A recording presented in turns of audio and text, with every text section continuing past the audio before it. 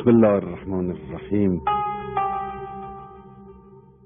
اونچه که من به شما دوستان عزیز در این جلسه خصوصی و صمیمی میخوام عرض بکنم این است که اگر خدای نکرده جوری بشود که نتوانیم ما اونچه را که مردم درباره مجموعه ما تصور میکنن اون رو تحقق ببخشیم، خسارت بزرگ خواهد بود. خون دلها باید خورد، زحمتها باید کشید تا اینکه باز زمینه فراهم بشه برای اقبال و توجهی که امروز وجود داره.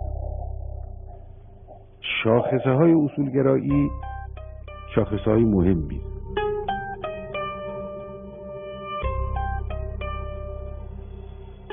اون چرا که اسلام به ما آموخته اگر ما درست یاد گرفته باشیم و دچار کج‌فکری و انحراف و غلط فهمی نشده باشیم، چیزیست که باید به او افتخار بکنیم.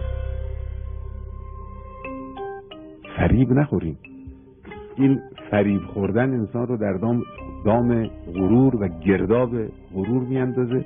اون وقت دیگه انسان نجات پیدا نمیکنه اگر خودش رو بد برآورد کرد. سعه صدر و تحمل مخالف که این از جمله چیزهایی است که جزء پایه‌های اصولگرایی است. انسان بایستی حلم بخش بده. حلم یعنی ظرفیت داشتن و تحمل صدای مخالف را داشتن. مراقب باشید حرکت، اظهار نظر، حرف، عرض کنم که انتساب به یک جریان، به یک باند، به یک گروه رو پیش نیاره که اگر اینجور شد هوای نفس تقریبا انفکاک ناپذیره. تعهدات رو با مقدورات تنظیم کن و دامن نزنید به مطالبات و توقعات ناممکن. نکته بعدی مسئله کارشناسی. کار بدون کارشناسی ابتر و عقیم و خنثی خواهد بود.